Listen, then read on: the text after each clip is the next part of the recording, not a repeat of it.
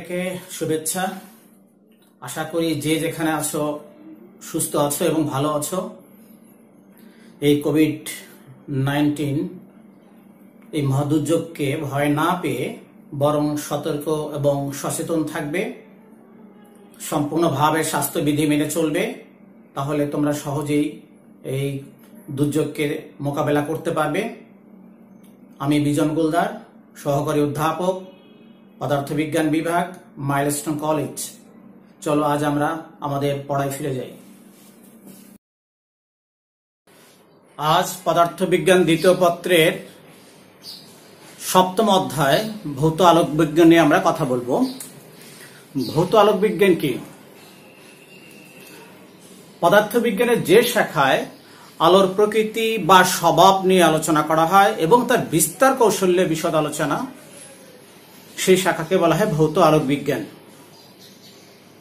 আমরা জ্যামিতিক আলোক বিজ্ঞানে কখনোই আলো কিভাবে সঞ্চালন হয় এই বিষয়টা নিয়ে কিন্তু একেবারেই আমরা আলোচনা করিনি, কিন্তু আমরা এই অধ্যায়ে করব। আলোর প্রকৃতি বিশ্লেষণের জন্য, আলোর ধর্মগুলোকে ব্যাখ্যা করার জন্য যাবৎকালে আবিষ্কৃত যে তত্ত্বগুলো দেখো, নিউটনের কণিকা তত্ত্ব, হাইগেনের তরঙ্গ তত্ত্ব, ম্যাক্সওয়েলের তড়িৎচুম্বকীয় তত্ত্ব এবং আইনস্টাইনের কোয়ান্টাম তত্ত্ব। আর আলোর মোট ধর্ম হচ্ছে 7টি।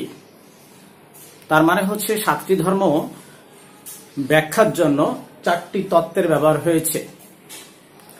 আমরা মূলত এই অধ্যায়ে আমরা এই দুটি তত্ত্ব নিয়ে আলোচনা করব, হাইগেনের তরঙ্গ তত্ত্ব আর ম্যাক্সওয়েলের তড়িৎচুম্বকীয় তত্ত্ব। আর এই অধ্যায়ে আলোর 7টি ধর্মের মধ্যে 3টি ধর্ম নিয়ে আমরা কথা বলবো। তার মানে হচ্ছে এখানে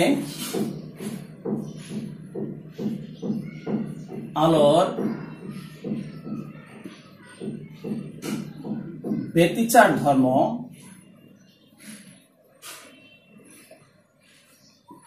আলোর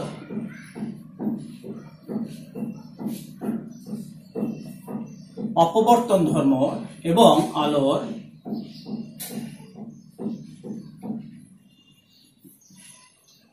সমবর্তন ধর্ম নিয়ে আমরা এই 3টি ধর্ম নিয়ে কথা বলবো। তাহলে আমাদেরকে প্রথমে জানতে হবে যে আসলে তরঙ্গ তত্ত্বটা কি। আমরা জানি শক্তির সঞ্চালন, নিউটনের মতে শক্তির সঞ্চালন হয় কণা আকারে, অর্থাৎ আলো কণা আকারে সঞ্চালিত হয়। যেমন একটা বুলেট যখন চলে, ঠিক এইভাবে আলো অসংখ্য কণা স্রোত এবং স্ট্রেট চলে যায়। এবং তিনি এটা একটা প্রমাণও দিয়েছিলেন যে আলো সরল পথে চলে। উনি যেটা করেছিলেন, একই সরল রেখায় 3টি ভিন্ন ভিন্ন ছিদ্র নিয়ে ছিদ্রের ওপাশে একটি আলোক উৎস রেখে দেন এবং এই পাশ থেকে আলোটাকে সে দেখতে পান। কিন্তু যে কোনো একটা ছিদ্রকে সে ডিসপ্লেস করে, মানে সরিয়ে এবার দেখার চেষ্টা করে, দেখা যাচ্ছে আলো দেখা যায় না। তার মানে এর থেকে বোঝা যায় আলো সরল পথে চলে। হাইগেনের তরঙ্গ তত্ত্ব। আগে আমাদেরকে জানতে হবে তরঙ্গ কি। যে পর্যাবৃত্তিক আন্দোলন এক স্থান থেকে অন্য স্থানে শক্তির সঞ্চালন ঘটায় কিন্তু মাধ্যমের কোনো স্থানান্তর ঘটায় না, তাকে বলা হয় তরঙ্গ। বিজ্ঞানী হাইগেন বলেছেন যে আলোক শক্তিও এক স্থান থেকে অন্য স্থানে সঞ্চালন ঘটে তরঙ্গ আকারে। তাহলে তরঙ্গ কিভাবে সৃষ্টি হয় আমরা একটু দেখে আসি। ধরো কোন একটি কণা বা উৎস এই বিন্দু থেকে কম্পিত হচ্ছে, তাহলে কম্পনের ফলে সে একবার ঊর্ধ্বমুখী কম্পন তৈরি করবে, আবার নিম্নমুখীও কম্পন তৈরি করবে। এর পরের স্তরটি আবার ঊর্ধ্বমুখী, পরের স্তরটি আবার নিম্নমুখী, এভাবে অর্থাৎ চলতে থাকবে। এভাবে তরঙ্গের সৃষ্টি হয়। আমরা সাধারণভাবে দেখতে পাই যে তোমরা সবাই জানো যে স্থির কোনো পানিতে বা পুকুরে তুমি যদি একটা পাথর ফেলে দাও বা একটা ঢিল ছুঁড়ো, তাহলে দেখবে যে সেই ঢিল যে বিন্দুতে পড়ছে সেখান থেকে তরঙ্গগুলো সঞ্চালিত হয়ে হয়ে ছড়িয়ে পড়ছে। অর্থাৎ আমরা যদি উপর থেকে দেখি তাহলে এটা তরঙ্গগুলোকে বৃত্তাকার দেখা যাবে। যদি আমরা এভাবে চিন্তা করি, ধরো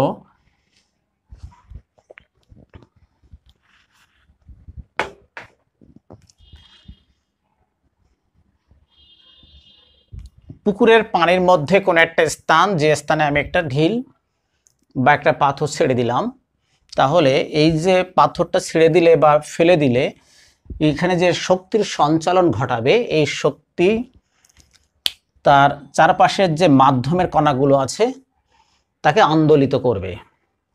ফলে আন্দোলনের ফলে সে আস্তে আস্তে চারিদিকে ছড়িয়ে যাবে।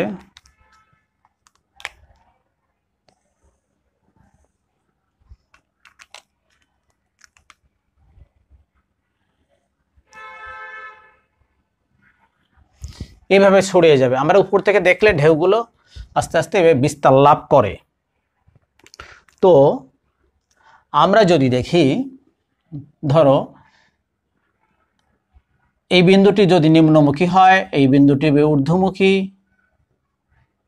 অর্থাৎ বিস্তার উপর দিকে বেড়ে যাবে, এটা আবার নিচের দিকে নেমে যাবে, এটা আবার উপর দিকে বেড়ে যাবে।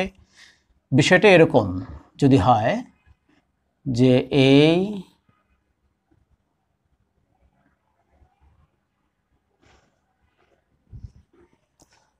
অর্থাৎ এভাবে আমরা যদি উপর থেকে দেখি এরকম চারিদিকে কিন্তু ছড়িয়ে যাচ্ছে।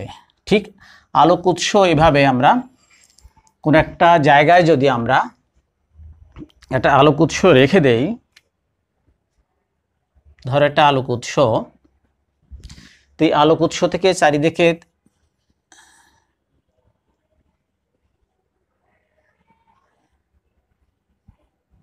এরকম চারিদিকে তরঙ্গগুলো ছড়িয়ে যাবে।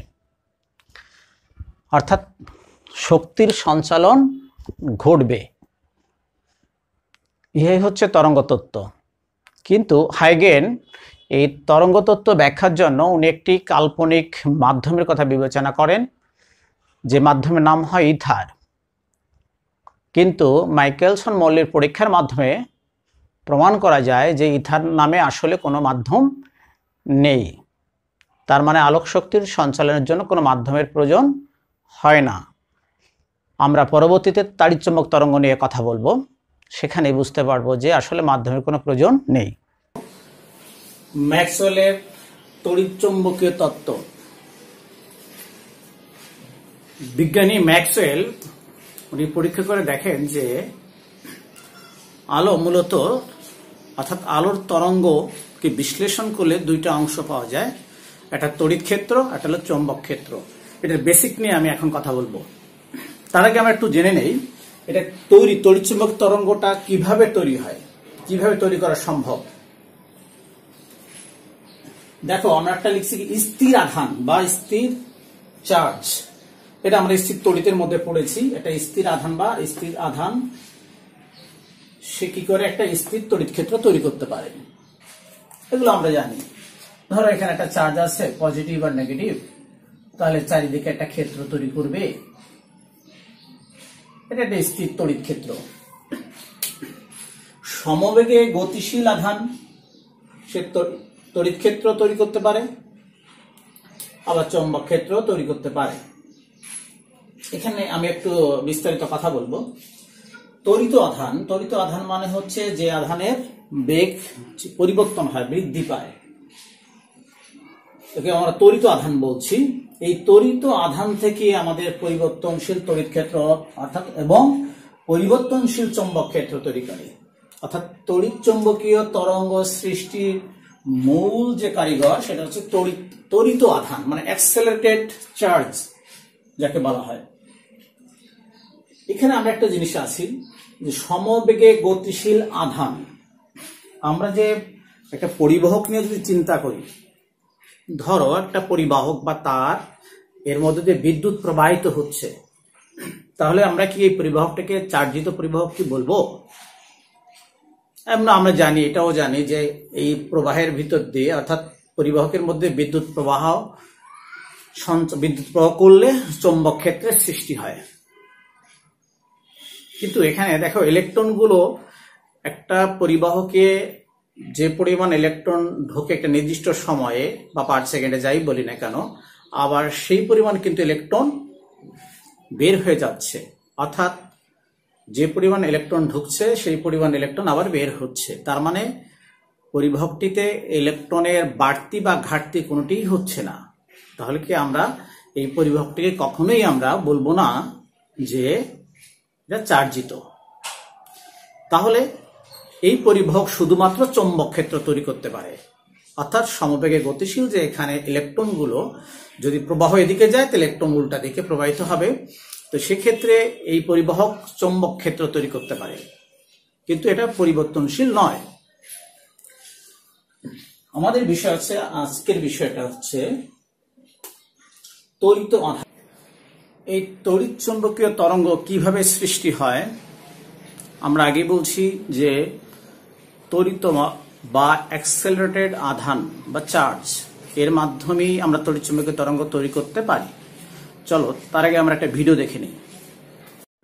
আমাদের চারিদিকে সর্বত্র তড়িৎ চুম্বকীয় তরঙ্গ বিরাজ করছে। বিজ্ঞানী হার্টজ প্রথম তড়িৎ চুম্বক তরঙ্গ সৃষ্টি করেন। তিনি একটি উচ্চ ভোল্টেজের আবেশী কয়েল থেকে স্পার্কের মাধ্যমে তড়িৎচুম্বক তরঙ্গ সৃষ্টি করেন। তোমরা অ্যানিমেশনে দেখতে পাচ্ছ এই তরঙ্গ একটি অ্যান্টিনায় গ্রহণ করছে এবং একটি বাল্ব জ্বলে উঠছে। এখানে স্পার্কের মাধ্যমে অর্থাৎ ইলেকট্রন বা চার্জটিকে ত্বরিত করছে। পরবর্তীতে তোমরা একটা রিয়েল ভিডিও দেখতে পাবে বা বাস্তবসম্মত ভিডিও। এখানেও একটি স্পার্ক মানে চার্জকে ত্বরিত করছে। সেই ত্বরিত চার্জই দূরত্বে রাখা একটি বাল্বকে জ্বালিয়ে দিচ্ছে, অর্থাৎ তড়িৎচুম্বক তরঙ্গের সৃষ্টি হচ্ছে। দেখব যে তড়িৎচুম্বকীয় তরঙ্গ কিভাবে সৃষ্টি হয়। আমরা আগে দেখেছি যে ত্বরিত আধান বা অর্থাৎ অ্যাক্সেলারেটেড চার্জ কিভাবে তড়িৎচুম্বক তরঙ্গ সৃষ্টি করে। তার মানে ত্বরিত আধানই হচ্ছে তড়িৎচুম্বকীয় তরঙ্গ সৃষ্টির মূল উৎস। দেখা যাক, ধরো কোন একটা পয়েন্ট সোর্স বা বিন্দু উৎস, সেখানে দেখো এরকম, সেখানে যে চার্জিত যে কণাগুলো যদি আমরা ভাইব্রেট করে, ধরো এটা পজিটিভ, একটা নেগেটিভ,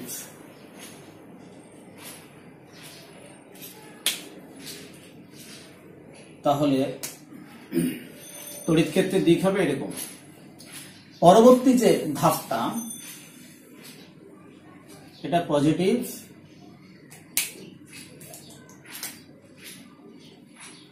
এটা নেগেটিভ।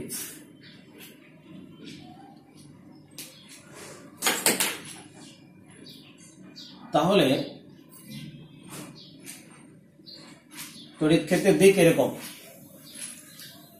এর পরবর্তী ধাপ পজিটিভ,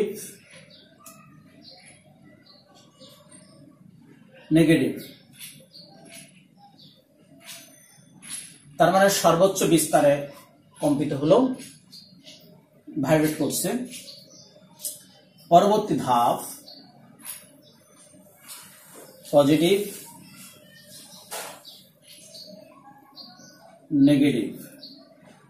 তার মানে বিস্তার আবার হ্রাস পাচ্ছে।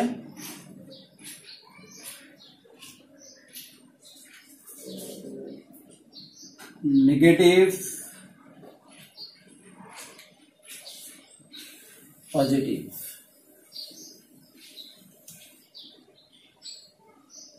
ফলে বিস্তার সর্বনিম্ন অবস্থায় পৌঁছলো, মানে শূন্য বিন্দু, অর্থাৎ কোনো কম্পন নেই। এর পরবর্তী স্তরে কি হবে? এই দিক পাল্টাবে, নেগেটিভ,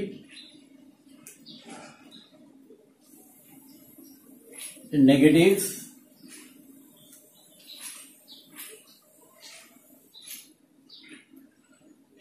পজিটিভ। তাহলে তার দিক হবে কোন দিকে? এদিকে।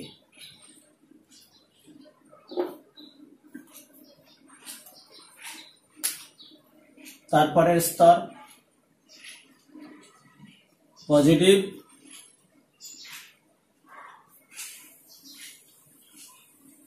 নেগেটিভ।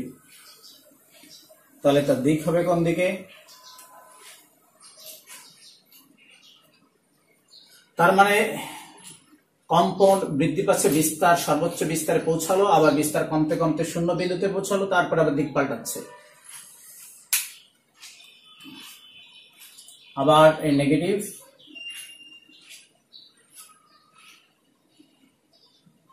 পজিটিভ, এটা নেগেটিভ, তার দিক এদিকে, নেগেটিভ, পজিটিভ।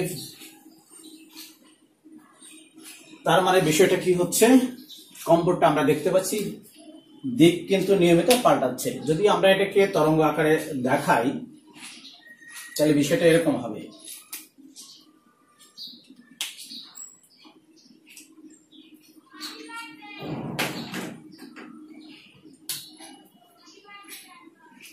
ধরো সঞ্চালন, আলোর সঞ্চালনের দিক আমরা দেখাচ্ছি, এটা উৎস,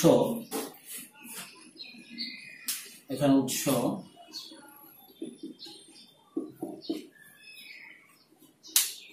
তাহলে আমরা তড়িৎ ক্ষেত্র যদি এভাবে হয়, কম্পিত হয় তড়িৎ ক্ষেত্র, এটা আমরা তড়িৎ ক্ষেত্র দেখালাম।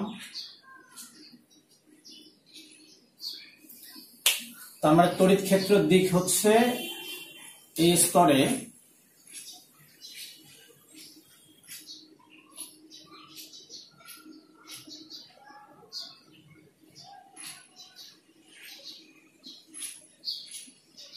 এটা তড়িৎ ক্ষেত্র।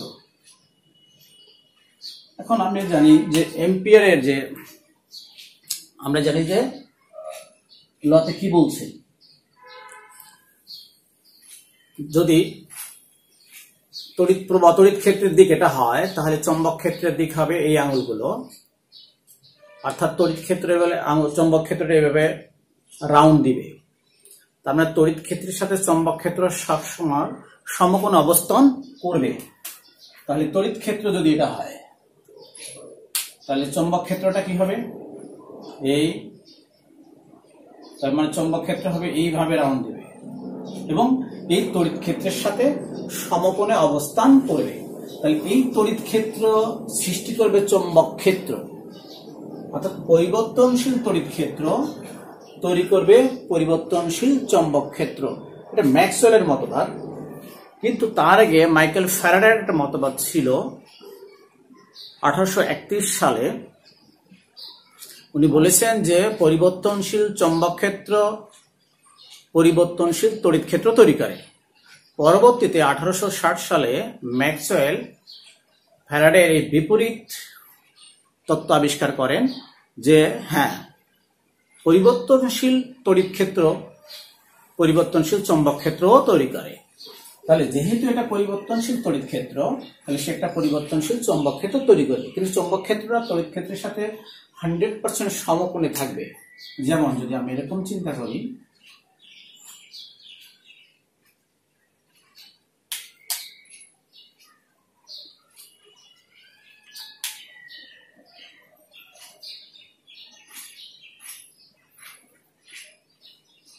তাহলে বিষয়টা কি হবে?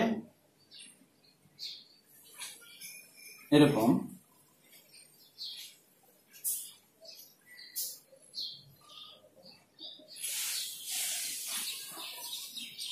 এটা হবে আমাদের চৌম্বক ক্ষেত্র বি, অর্থাৎ পরিবর্তনশীল তড়িৎ ক্ষেত্র পরিবর্তনশীল চৌম্বক ক্ষেত্র তৈরি করলো। এবার এই পরিবর্তনশীল চৌম্বক ক্ষেত্র পরবর্তী ধাপের তড়িৎ ক্ষেত্র তৈরি করবে। কিভাবে?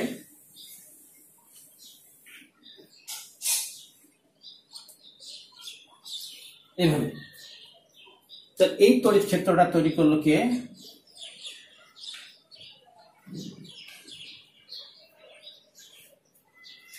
তার মানে এই তড়িৎ ক্ষেত্র তৈরি করলো কিন্তু এই চৌম্বক ক্ষেত্র। তাহলে আমি যদি এভাবে বলি কথাটা যে এটাকে যদি আমি বলি 1 নম্বর, অর্থাৎ এই তড়িৎ ক্ষেত্র তৈরি করবে এই চৌম্বক ক্ষেত্র, আবার এই চৌম্বক ক্ষেত্র তৈরি করবে পরবর্তী ধাপের তড়িৎ ক্ষেত্র। তাহলে এই তড়িৎ ক্ষেত্র আবার সৃষ্টি করবে পরবর্তী ধাপের চৌম্বক ক্ষেত্র। কিভাবে আমরা দেখতে পাচ্ছি যে একবার যদি আমরা এই আধানটি ত্বরিত হয় তাহলে পরিবর্তনশীল তড়িৎ ক্ষেত্র তৈরি করবে, সেই তড়িৎ ক্ষেত্র পরবর্তী চৌম্বক ক্ষেত্র তৈরি করবে, এই চৌম্বক ক্ষেত্র পরবর্তী তড়িৎ ক্ষেত্র তৈরি করবে। তার মানে কি, একবার যদি একটা পরিবর্তনশীল তড়িৎ ক্ষেত্র সৃষ্টি হয় তাহলে এই তরঙ্গ পর্যায়ক্রমে সৃষ্টি হতে চলবে, অর্থাৎ শক্তির সঞ্চালন ঘটবে। এক্ষেত্রে যদি আমাদের এই উৎসটা নাও থাকে, এই যে উৎস থেকে এই তরঙ্গের সৃষ্টি হচ্ছে সেই উৎস যদি নাও থাকে, তাও এই তাড়িৎচুম্বক তরঙ্গ চলতেই থাকবে, অসীম পর্যন্ত চলবে, এটা কখনো থেমে থাকবে না।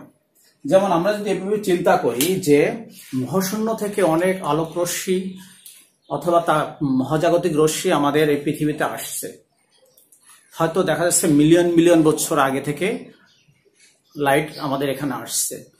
যে উৎস থেকে আসে উৎস যদি এখন নাও থাকে তাও কিন্তু এটা চলবে, কারণ এটা সঞ্চালনের জন্য আর আমার কোনো উৎসের প্রয়োজন নেই। তাহলে এখানে একটা কথা আছে যে এই তড়িৎ ক্ষেত্রে এই চৌম্বক ক্ষেত্রকে সঞ্চালনের জন্য শক্তিটা কোথা থেকে আসে। সেই জন্য আমরা বলছি যে ত্বরিত আধান, অর্থাৎ ত্বরিত যে আধান, ত্বরিত আধান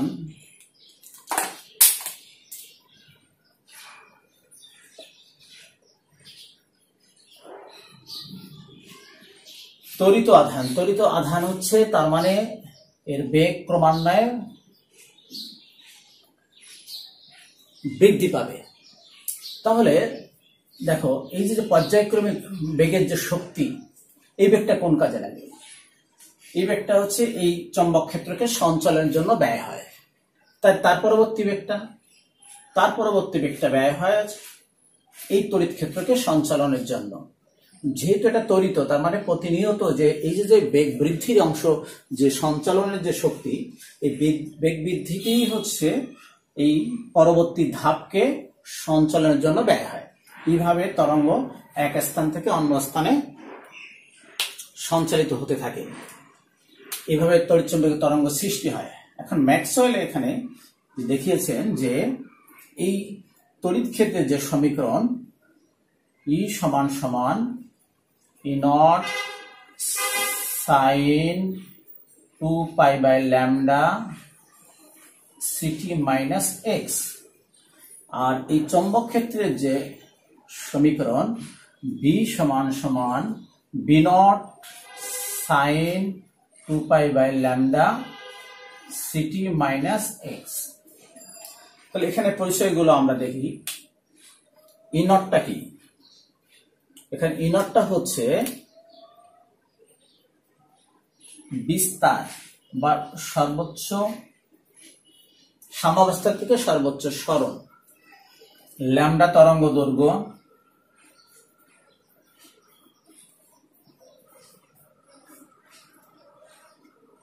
সি আলোর বেগ। এখানে একটা কথা আছে, আমরা একটু পরবর্তীতে বলছি। ঠিক একইভাবে এখানে বি নটটা কি? এটাও বিস্তার, তবে এটা চৌম্বক ক্ষেত্রের বিস্তার, আর এখানে এটা হচ্ছে তড়িৎ ক্ষেত্রে বিস্তার, এটা চৌম্বক ক্ষেত্রে বিস্তার।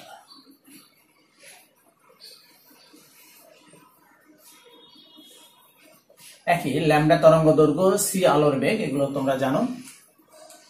ম্যাক্সওয়েল এখানে আরেকটা জিনিস দেখানো নি, দেখি।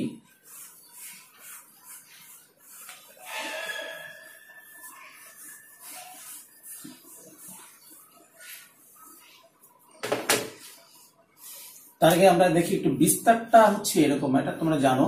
আর এই সমীকরণটি মূলত অগ্রগামী তরঙ্গের সমীকরণ। তরঙ্গের যে মূল আলোচনা প্রথম পত্রে, পদার্থবিজ্ঞান প্রথম পত্রে তরঙ্গ যে অধ্যায়, সেই অধ্যায়ের অগ্রগামী তরঙ্গ। আলোক রশ্মি তো অবশ্যই আলোক তরঙ্গ বা তাড়িৎচুম্বক তরঙ্গ অগ্রগামী তরঙ্গ, মানে যে তরঙ্গ উৎপত্তি স্থল থেকে সময়ের সাথে সাথে অগ্রসর হয়। তো আর এখানে দেখো, তার এটা হচ্ছে তোমার বিস্তার ই নট, আর চৌম্বক ক্ষেত্রের বিস্তার ছিল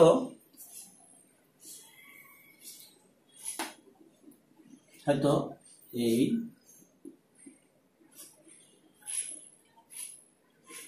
এটা হলো বি নট। তাহলে চৌম্বক ক্ষেত্র, তড়িৎ ক্ষেত্র এবং দিক একে অপরের উপর লম্ব। আর যে জিনিসটা দেখালেন উনি ম্যাক্সওয়েল, যেখানে আলোর বেগ, আলোর বেগ শব্দটা পরে আসবে, আমরা বলছি যে তাড়িৎচুম্বক তরঙ্গের বেগ, সরি তাড়িৎচুম্বক তরঙ্গের বেগ, তাড়িৎচুম্বক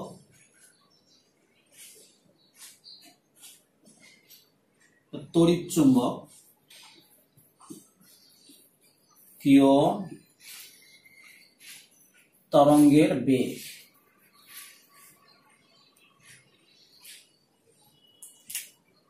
সি সমান সমান তড়িৎ ক্ষেত্রের বিস্তার ডিভাইডেড বাই চৌম্বক ক্ষেত্রের বিস্তার, অথবা সর্বোচ্চ বিস্তার, যেটাকে আমি বলতে পারি। এটা যে কোনো স্থানের সরণ বা বিস্তার। এটা হচ্ছে সাম্যাবস্থান থেকে সর্বোচ্চ যে সরণ, এটাকে আমরা বিস্তার বলি। আরেকটি অংশ উনি দেখালেন, আবার সি সমান সমান 1/√μ0ε0। তাহলে এই যে ধ্রুব অংশটুকু, এটাকে আমাদেরকে জানতে হবে এটা কি।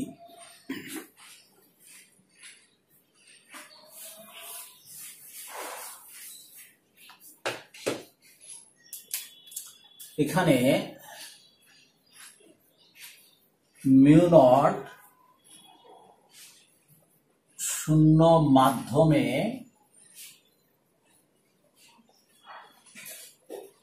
চুম্বক প্রবেশ্যতা, এর মান হচ্ছে 4 pi into 10⁻⁻7 tesla metre per ampere, right. আর ε0 শূন্য মাধ্যমে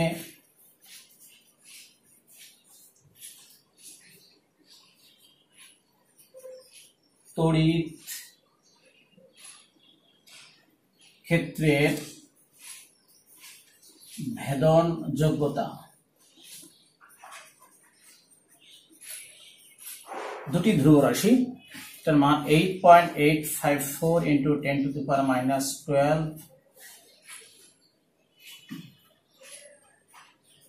পার newton per metre square coulomb square. বিজ্ঞানী ম্যাক্সওয়েল উনি দেখতে পান, এই ভ্যালু দুটি যদি আমরা এখানে বসিয়ে দেই তাড়িৎচুম্বক তরঙ্গের যে বেগ নির্ণয়ের ক্ষেত্রে, তাহলে উনি এই বেগ ক্যালকুলেশন করে দেখতে পান যে 3 ইন্টু 10⁸ মিটার পার সেকেন্ড। অর্থাৎ তাড়িৎচুম্বক তরঙ্গের বেগ উনি বের করে দেখেন হুবহু আলোর বেগের সাথে মিলে যাচ্ছে। এখান থেকে উনি সিদ্ধান্ত নেন যে আলো আর কিছুই না, আলো এক প্রকার তাড়িৎচুম্বক তরঙ্গ। তার মানে আলো যে তাড়িৎচুম্বক তরঙ্গ, সিদ্ধান্ত কিভাবে নেন? বেগ বের করে। তাড়িৎচুম্বক তরঙ্গের বেগ এবং আলোর বেগ এক, এইভাবেই সিদ্ধান্ত নেওয়া হয় যে আলো এক প্রকার তাড়িৎচুম্বক তরঙ্গ। তড়িৎচুম্বকীয় তরঙ্গের বৈশিষ্ট্যগুলো দেখি আমরা। তড়িৎচুম্বকীয় তরঙ্গ তড়িৎ ক্ষেত্র এবং চৌম্বক ক্ষেত্রের সমন্বয়ে গঠিত, অর্থাৎ এদের পর্যাবৃত্ত পরিবর্তনের কারণেই তড়িৎচুম্বকীয় তরঙ্গ সৃষ্টি হয়। তরঙ্গ সঞ্চালনের অভিমুখ, অর্থাৎ তরঙ্গ যেদিকে সঞ্চালিত হয় তার দিকের সাথে সবসময় যদি হয়, এটা যদি তোমার তড়িৎচুম্বকীয় তরঙ্গের দিক হয়, সঞ্চালনের দিক, তাহলে তড়িৎ ক্ষেত্র যদি এটা হয়, অর্থাৎ চৌম্বক ক্ষেত্র এরকম হবে। তার মানে তড়িৎ ক্ষেত্র, চৌম্বক ক্ষেত্র এবং দিক একে অপরের উপর লম্ব। এই জন্য তড়িৎচুম্বকীয় তরঙ্গকে আমরা বলছি আর তরঙ্গ অথবা অনুপ্রস্থ তরঙ্গ, তোমরা যেটা বলো। তড়িৎচুম্বকীয় সঞ্চালনের জন্য কোনো মাধ্যমের প্রয়োজন নেই। তড়িৎচুম্বকীয় তরঙ্গের তীব্রতা দূরত্বের বর্গের ব্যস্তানুপাতিক, অর্থাৎ দূরত্ব যদি উৎস থেকে দূরত্ব বেশি হয় তাহলে বেশি দূরত্বের কোনো স্থানের তীব্রতা কমে যাবে, আর কাছে হলে তীব্রতা কিছুটা বেশি হবে। তড়িৎচুম্বকীয় তরঙ্গের যে বেগ, তো তরঙ্গের বেগ, তড়িৎচুম্বকীয় তরঙ্গের বেগ সি, কম্পাঙ্ক এফ এবং তরঙ্গদৈর্ঘ্য ল্যামডা হলে সি সমান এফ ল্যামডা, এই সমীকরণটি মেনে চলে। আর শূন্য মাধ্যমের তড়িৎচুম্বকীয় বেগ সি সমান 3 × 10⁸ মিটার পার সেকেন্ড। অর্থাৎ ম্যাক্সওয়েল যেভাবে প্রমাণ করে যে আলো তড়িৎচুম্বক তরঙ্গ এই বেগের মাধ্যমে। পয়েন্টিং ভেক্টর কোন তড়িৎচুম্বকীয় তরঙ্গের গতিপথে স্থাপিত একক ক্ষেত্রফলের মধ্য দিয়ে অতিক্রান্ত শক্তি সঞ্চালনের হার কি বলে? Poynting vector. ধরি কোন তড়িৎচুম্বকীয় তরঙ্গের বেগ, তড়িৎচুম্বকীয় তরঙ্গের বেগ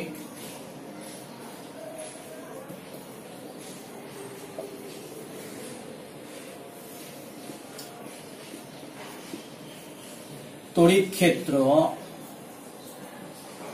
ই ভেক্টর, চুম্বক ক্ষেত্র বি ভেক্টর, শূন্য মাধ্যমে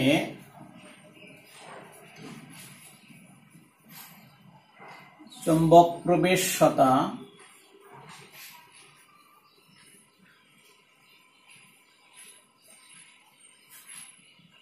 তাহলে পয়েন্টিং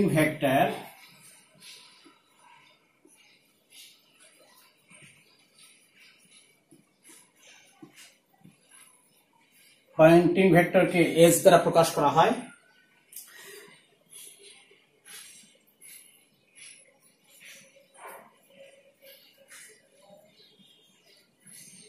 তার মানে Poynting vector S equals to 1/μ0 E cross B, মানে তড়িৎ ক্ষেত্র ভেক্টর, চৌম্বক ক্ষেত্র ভেক্টর।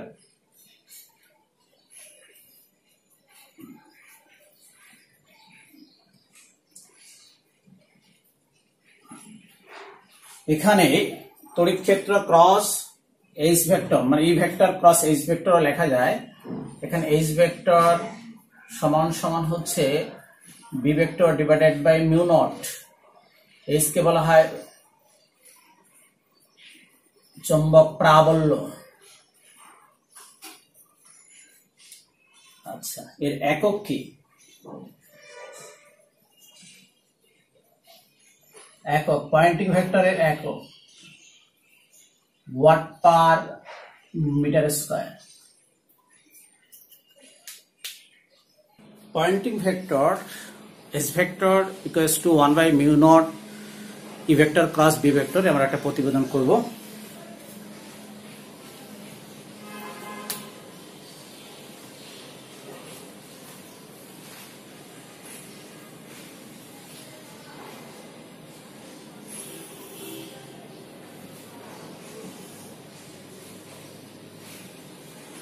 আমরা একটা ত্রিমাত্রিক ব্যবস্থা দেখছি। ধর একটা উৎস এস বিন্দুতে ছিল, এটা আমাদের এক্স অক্ষ, এটা ওয়াই, আর এটা জেড অক্ষ। তো আমরা ওয়াই অক্ষ বরাবর তড়িৎ ক্ষেত্র ই আর জেড অক্ষ বরাবর চৌম্বক ক্ষেত্র বি আমরা বিবেচনা করি। তাহলে দেখি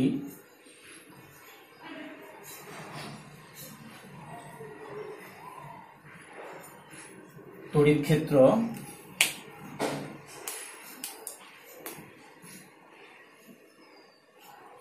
চৌম্বক ক্ষেত্র বি। তাহলে তড়িৎ ক্ষেত্র এবং চৌম্বক ক্ষেত্র, আর এটা হচ্ছে আমাদের তাড়িৎচুম্বক তরঙ্গের সঞ্চালনের দিক। তাহলে তড়িৎ ক্ষেত্র এবং চৌম্বক ক্ষেত্র দিয়ে যদি আমরা একটা তল কল্পনা করি তাহলে দেখি কি দাঁড়ায়।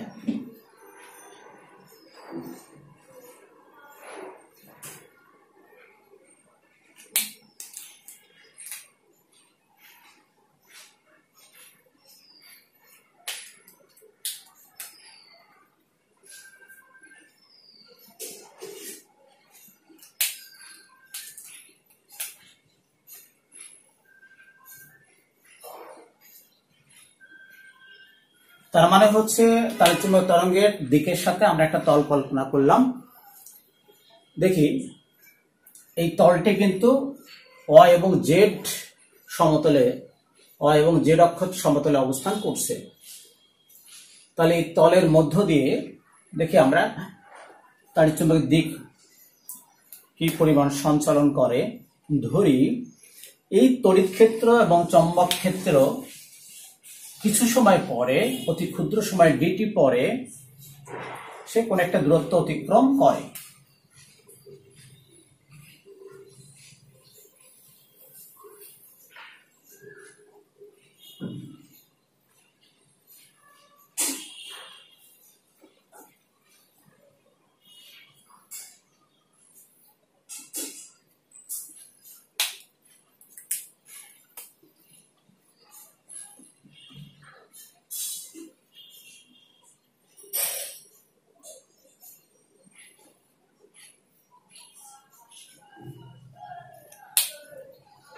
ধরি এই তড়িৎ ক্ষেত্র চৌম্বক ক্ষেত্রের তলটি কিছু সময় পরে, অর্থাৎ অতি ক্ষুদ্রাতি ক্ষুদ্র ডিটি সময় পরে এই ডিএক্স দূরত্ব অতিক্রম করে।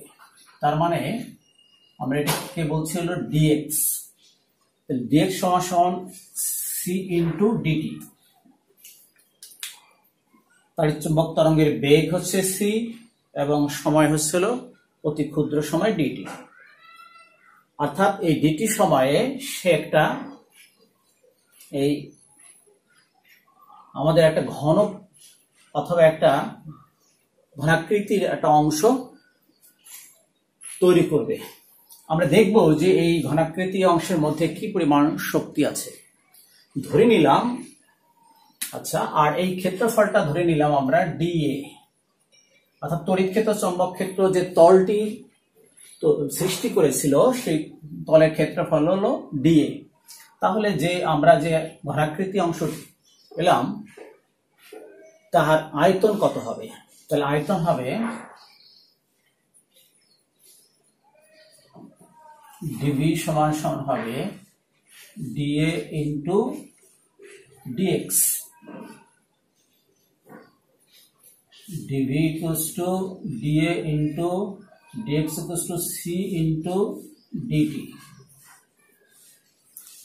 ঠিক আছে, তাহলে আমরা দেখবো এখানে কি পরিমাণ শক্তি সঞ্চালন হচ্ছে। এই যে ঘনাকৃতি যে অংশটুকু তার আয়তন বলছি আমরা ডিভি। তাহলে ডিভির মধ্যে কি পরিমাণ শক্তি বিরাজ করছে সেটা আমরা একটু দেখি।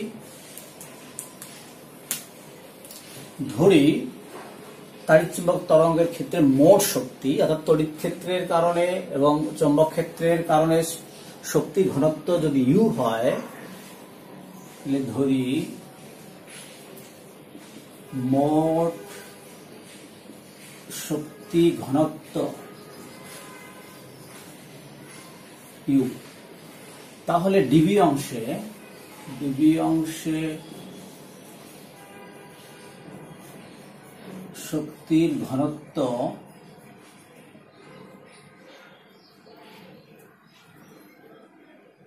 ডিইউ সমান সমান ইউ ইন্টু ডিভি, রাইট। তো dU equals to U equals to U E plus UB. তার মানে হচ্ছে তড়িৎ ক্ষেত্রের কারণে শক্তি ঘনত্ব এবং চৌম্বক ক্ষেত্রের কারণে শক্তি ঘনত্ব, এই দুটোর সমষ্টি হচ্ছে মোট শক্তি ঘনত্ব।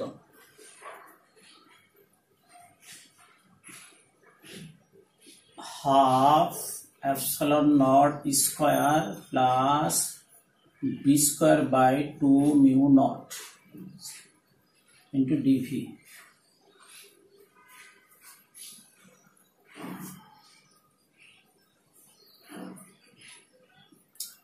Half epsilon naught E into E plus B into B 2 mu naught into DV.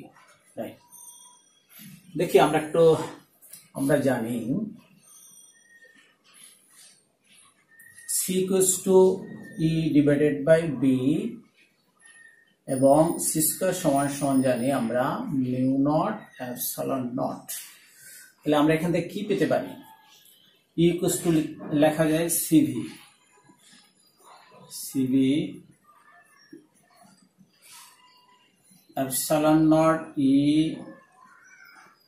এর পরিবর্তে লিখব সিবি প্লাস বি এর পরিবর্তে, এখানে একটা বি এর পরিবর্তে লিখব, একটা বি থাকবে, লিখব ই বাই বি কে আমরা যদি একান্তরকরণ করি ই বাই সি, তাহলে বি এর পরিবর্তে লিখব 2 ইন্টু ডিভি। রাইট, এখান থেকে কি পাওয়া যায়? যদি আমি একটু সাজিয়ে লিখি, epsilon naught c into ইবি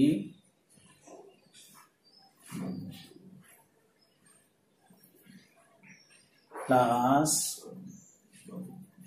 ইবি divided by 2 mu naught c into DB.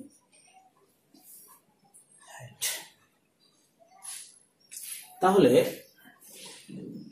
আমরা দেখি এখানে লেখা যায় একটা সি আমরা রেখে দিলাম আর এপসাইলনটা দিকে নিয়ে আসি, লেখা যায় epsilon naught C, epsilon naught C লেখা যাচ্ছে। তাহলে হচ্ছেটা কি দেখি,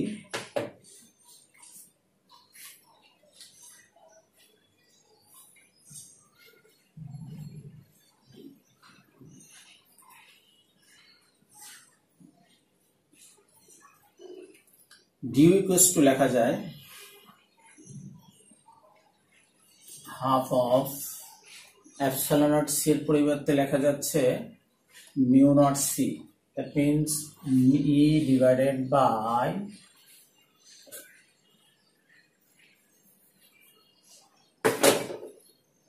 ইবি divided by 2 mu naught c plus EB divided by 2 mu naught C into dV। অর্থাৎ এই অংশটুকু হচ্ছে এই ঘনাকৃতি অংশের মধ্যে শক্তির পরিমাণ। এলসিএম করলে বা লসাগু করলে 2 mu C equals to 2 EB,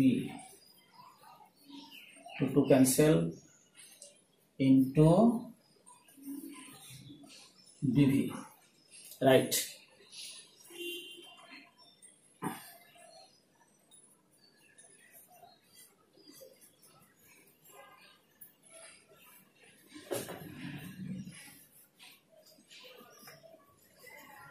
আমরা এটা পরিষ্কার করে দিই।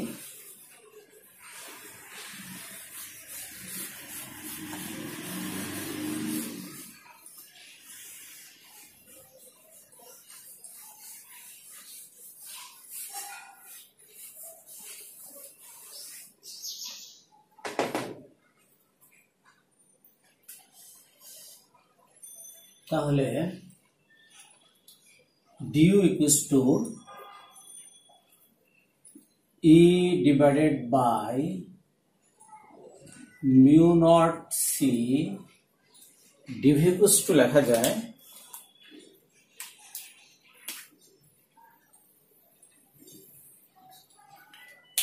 dv equals to লেখা dv এর পরিবর্তে লেখা যায় dA into C into dt, right? C cancel, du equals to লেখা যায় EB divided by epsilon naught, sorry, mu naught dA into dt.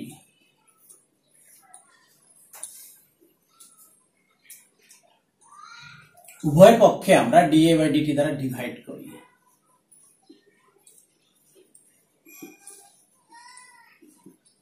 তাহলে EB divided by mu naught, sorry, এটা number 1। এখন আমাদের সংখ্যাটা কি ছিল? পয়েন্টিং ভেক্টরের সংখ্যাটা ছিল এই যে তড়িৎচুম্বক তরঙ্গের আমরা দিকের সাথে যদি লম্বভাবে একটা ক্ষেত্রফল কল্পনা করি, ওই একক ক্ষেত্রফলের মধ্য দিয়ে শক্তি সঞ্চালনের যে হার তাকে আমরা বলি পয়েন্টিং ভেক্টর। তার বিষয়টা এরকম কিনা, ধরি dA ক্ষেত্রফলের মধ্য দিয়ে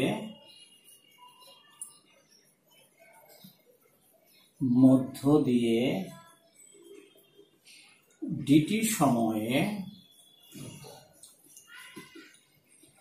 du পরিমাণ শক্তির সঞ্চালন হয়,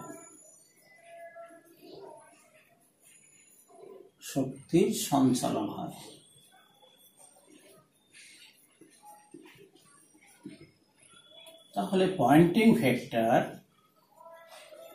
সংজ্ঞা অনুযায়ী ভেক্টর S ভেক্টর সমান সমান, নিয়মটা কি বলছি যে dA ক্ষেত্রফলের মধ্য দিয়ে হলো du, তাহলে একক ক্ষেত্রফলের মধ্যে দিয়ে du by dA, হার বলছি তার মানে dt সময়ে হচ্ছে এই পরিমাণ শক্তি, তাহলে একক সময়ে হচ্ছে হার, অর্থাৎ du by dA into dt, এটাকে আমরা বলছি পয়েন্টিং ভেক্টর। তাহলে দেখো তো অলরেডি পয়েন্টিং ভেক্টর আমরা অলরেডি ক্যালকুলেশন করেও ফেলছি। তার মানে আসলে du by dA into dt অর্থাৎ একক ক্ষেত্রফলের মধ্য দিয়ে একক সময়ে যে পরিমাণ শক্তির সঞ্চালন হচ্ছে তাকে আমরা পয়েন্টিং ভেক্টর বলছি। তাহলে আমরা লিখতে পারি যে এটার পরিবর্তে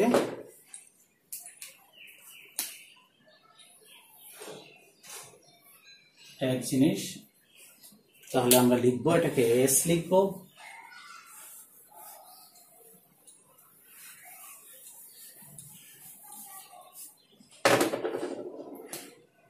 তাহলে 1 নং এ বা 1 নং হতে পাই